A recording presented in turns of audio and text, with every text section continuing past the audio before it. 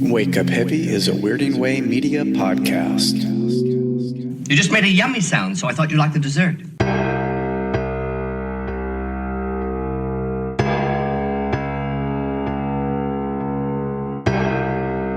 Welcome to Wake Up Heavy, the world's greatest horror movie podcast.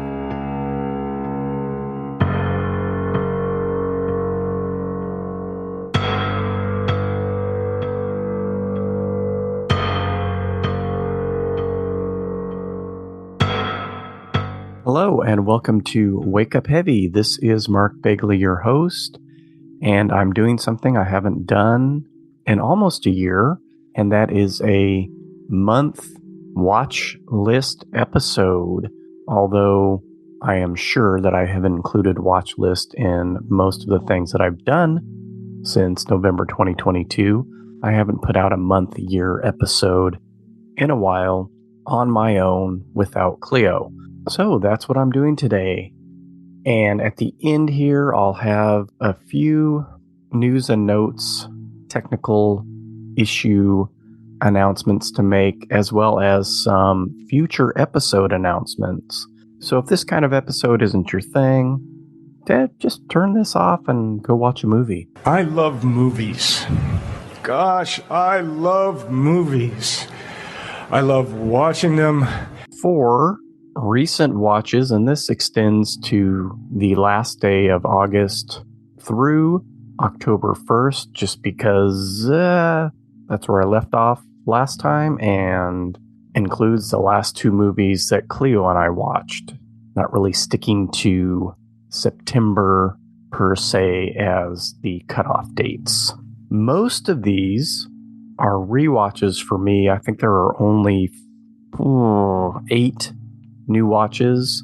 Most of those new watches were with Cleo or Cleo and my wife, and almost all of the rewatches, except for about 4 or 3, were also with Cleo or my wife.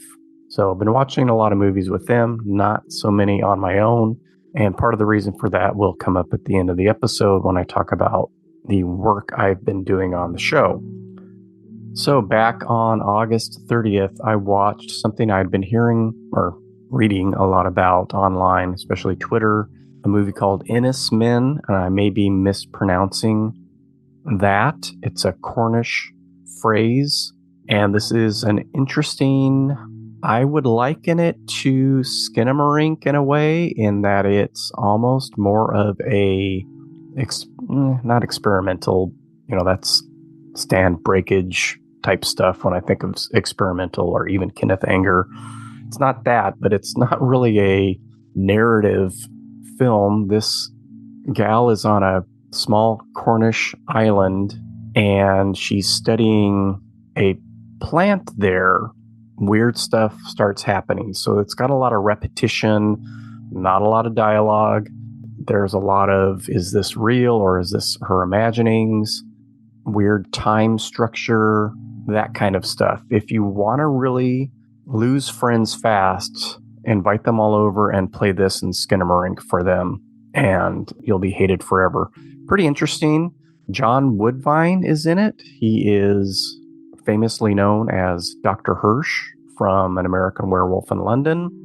A naked American man stole my balloons. What? And his daughter is the lead.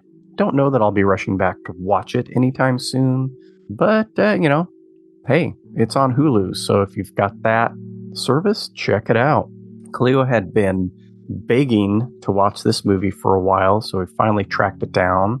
Ready or Not with Samara Weaving, which is a lot of fun. My wife and I watched it a number of years ago. I'm sure I mentioned it on some episode way back when.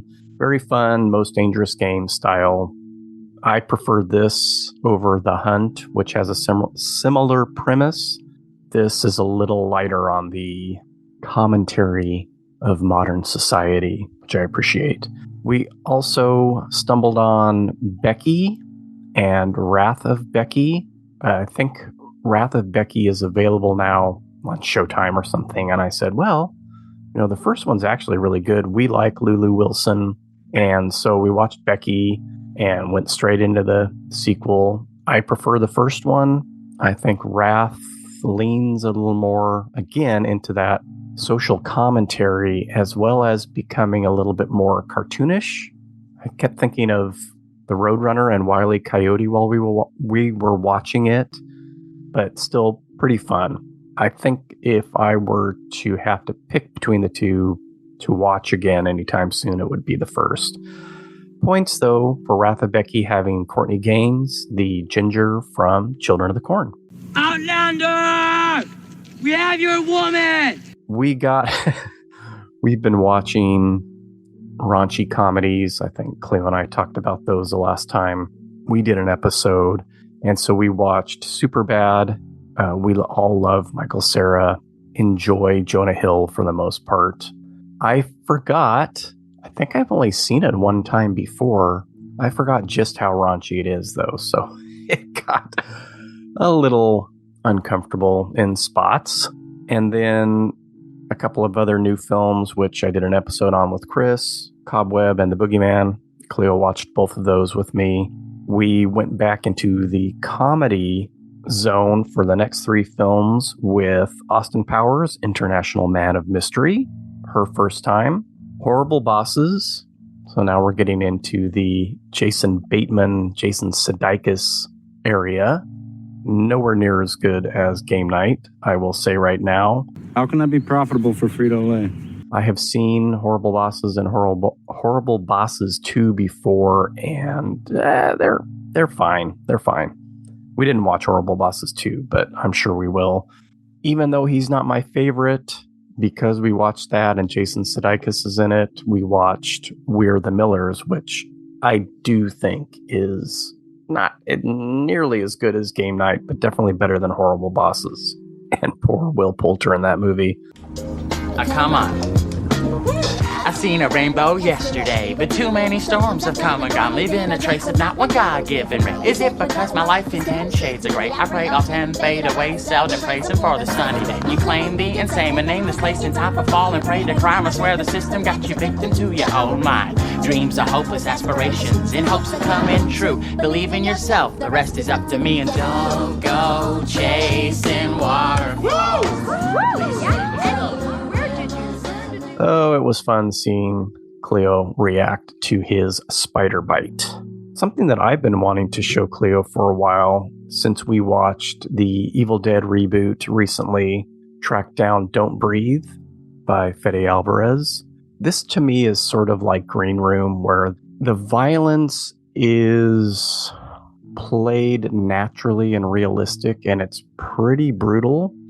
I was waiting for, again, Cleo's reaction to the twist in that film. And I said, okay, from this point on, it gets pretty gnarly, so just watch out. I really enjoy that film, though. Jane Levy, again, great. Dylan Minnette, I love when he shows up in these movies. And I always forget that their other cohort is the kid from It Follows. One of the kids from It Follows. We watched, as a family, Barbie. They had seen it in the theater. I think we mentioned that on an episode. It's fine. I'm going to be that guy and say it didn't really do much for me. The commentary, the whole patriarchy thing did not bother me one bit. I don't know. It just didn't click with me for whatever reason. We watched the new Australian film that everybody's been talking about, Talk to Me, which, again, was fine. I think we all enjoyed it pretty much for the most part. I had heard that it was really gruesome, and I know I've said this before. I don't know if it's just me being desensitized. I didn't find it all that gory or brutal. There were some tough scenes, especially with the young boy, but all in all, I don't know, it didn't seem over the top to me. I enjoyed it. I kept seeing people say it's tropey and stereotypical, but I didn't get that feel so much. It might play in the same sandbox as a lot of movies. We're talking Possession here, but it's done so much differently. It's kind of seance-y with that hand, mummified or whatever hand, some medium that has powers. But I really liked the look of the characters when they're possessed, and then also the look of the dead people that they're seeing was done really well. I'm sure we'll watch it again eventually, but I wasn't completely blown away by it. Cleo and I watched Insidious Chapter 3. Kind of feels like we're slowly going through the whole series to get to the new one. I know I've said when talking with her that I tend to enjoy these films in this series, so, we'll see what happens with the fourth one and the fifth one. I told Cleo, I think it was my decision, I wanted to go through the Cornetto trilogy again, so we watched Hot Fuzz, and I'm sure we'll get to the other two shortly, since it's spooky season, maybe Shaun of the Dead again, or even World's End, since they're more horror related. And then we watched another new film that had a lot of buzz, Brian Duffield's No One Will Save You, which is a Hulu exclusive, Hulu original, quote unquote. And a lot of people had been talking about how fascinating and interesting it was. I don't want to spoil anything. I don't know if this is a spoiler. I mean, if you've read anything about it, you kind of know that there is basically no dialogue in this film. There's 1 or 2 lines, maybe 8-10 words total. Caitlin Dever, the lead in it, it's just reactions to the things that are going on in her house. And it does have that through line of trauma and guilt, like a lot of movies, but I really enjoyed how this was handled in this one. So a home invasion movie of a different kind. Pretty crazy in parts. We really enjoyed it. And Brian Duffield is the guy that wrote the Babysitter movies, so I mentioned that to Cleo as an incentive to watch it, because we liked those films. Another film that Cleo had been bringing up a bunch, like every once in a while, and I could tell this meant that she wanted to watch it, is Triangle with Melissa George and Liam Hemsworth. And I had watched it a number of years ago and remembered enjoying it. It's just that it's very similar to another movie called Time Crimes. Not that that's a bad thing necessarily. It's a time loop movie. They both handle their time loops in a very similar way. And there's even I want to say costume, but the lead characters in both of those movies end up dressed up the same way. They're both really interesting films to watch, and that time loop stuff can get kind of crazy in your brain. But I enjoyed watching this one again. Nice, low budget, interesting, time loopy, sort of depressing at the end when you realize what's going on movie. The next 4 are movies that I actually watched on my own. I rewatched The Exorcist for the millionth time. Your mother sews socks that smell. I think it was close to the end of September. Felt like gearing up for the October mood. And I think because I was on Max watching that, I started going through their suggestions and landed on Young Frankenstein and just had to watch it yet again. There, Wolf. There, Castle. Why are you talking that way? I thought you wanted to. No, I don't want to. Suit yourself. I'm easy. One of my favorites. So September is Cleo's birthday month. We had a family birthday party for her, and then she did a birthday with her friends. What my wife did was rent out an Airbnb here locally, have all the kids over there that could stay overnight if they wanted. So I was left to my own devices. I finally went back and watched Fear No Evil, which I had been talking about for a while now. And a few episodes back, that was my movie rec, even though I hadn't watched it because it's on Shudder. And I think I had watched Evil Speak or something, and the two go together in my head. It's such an interesting film. It slogs its way through the middle and doesn't really stick the landing, but fascinating, independent 80s satanic panic film with all these undercurrents of homosexuality and this other stuff. Great soundtrack. And it reminded me of a Talking Heads song that I always forget to download on my phone. It comes up every once in a while, and I forget about it because it's not a track on any of their albums. Don't know if it was released as a single or what. Love Building on Fire is the song, and it's playing in this movie, and I'm like, oh yes, one of my favorite Talking Head songs. I need to go and get that on my phone, and I finally did. So thank you, movie, for that. But there's more Talking Heads. There's punk stuff on there, new wave. One of the best 80s horror movie soundtracks. And the movie is very interesting as well. Which is a building which is on fire. And then because of Twitter, I ended the night with a Category 3 Hong Kong film called The Seventh Curse.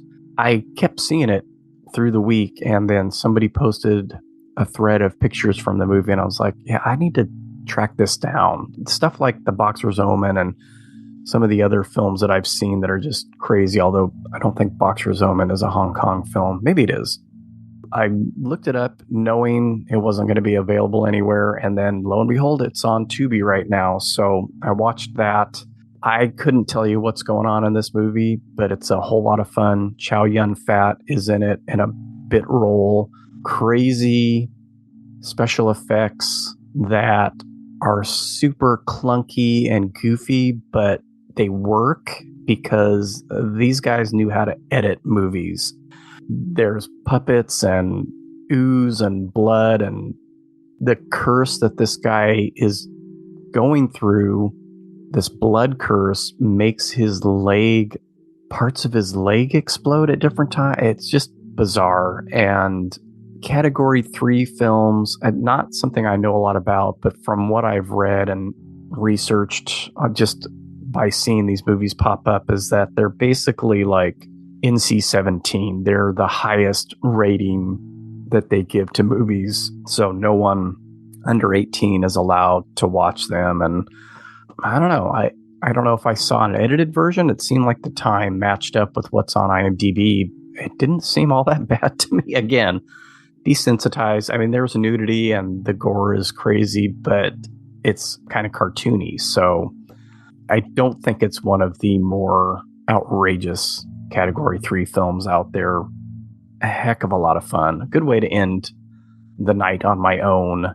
When they got back home the next day after the party, Cleo had been asking to watch this movie for a while, and it's not streaming anywhere.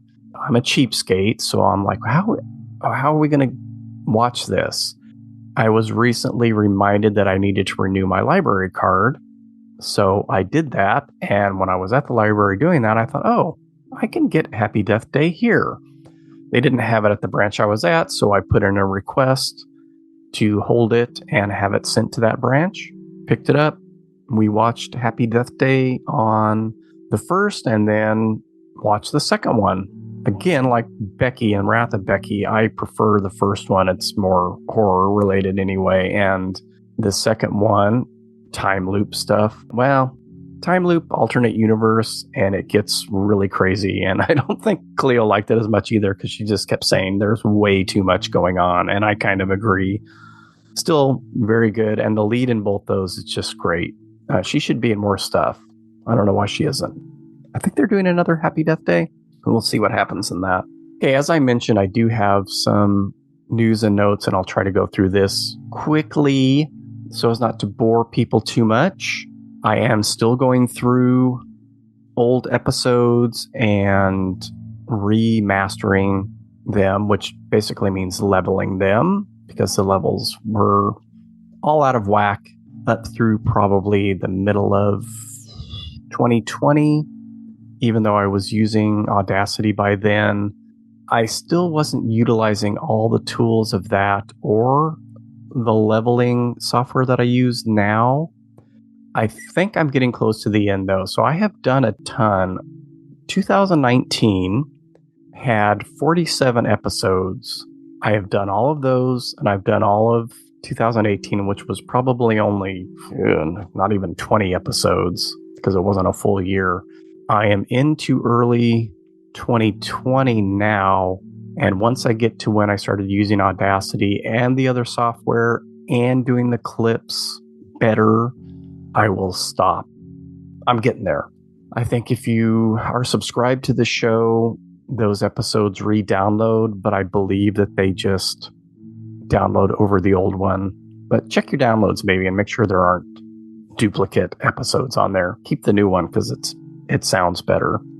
It's not very technically hard to do this. Sometimes I am replacing clips as well, like when I threw a song at the end, the leveling software kind of messes them up, and if I have the song, I'll re-add it so that it sounds better.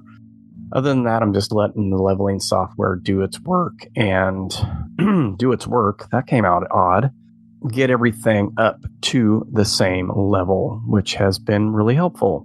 So I do have episodes planned. I don't know that any of them will come out in October. Parents with Chris Dashew should be coming soon, and then Chris, Mike, and I are going to be recording an episode on foul play, and that is definitely set for November. And then I have been tossing around a few ideas in my head for films, just solo spotlight things, possibly on Poison for the Fairies and possibly one on Durfan. And both of those have come up because of the episodes that I'm fixing, and I talk about those movies on there, and then I'm like, oh yeah. And I'm trying to catch some stuff. I would always say, oh, I may do this, I may do that, and never get to them. So as I'm spot checking the episodes, I'm kind of listening for things that I said that never happened that I could still go back and do. And those are two films that I really enjoy and would be interesting to talk about. That may happen as well. Over on Cambridge and with Sean, there is a new episode out, and Ronnie and I should be recording in a couple of weeks here for our November episode. So that's back on track. No more breaks, no more special episodes about the plastic rock ball that everybody has heard so much about. Get a rock ball free, get a free rock ball. If you listen to that show, please do. If you don't, we could use more listeners. And I think that pretty much does it for me today. Stay safe, be smart, enjoy, hopefully, cooler weather where you are. It's cooling down here, but it's going to be back in the 90s by the end of the week. Great. It's October. It's spooky movie time. Watch a bunch of horror movies, listen to horror podcasts, go trick-or-treating, and get in that spooky mood. Thanks for listening, and don't forget, anything can happen when you wake up heavy. When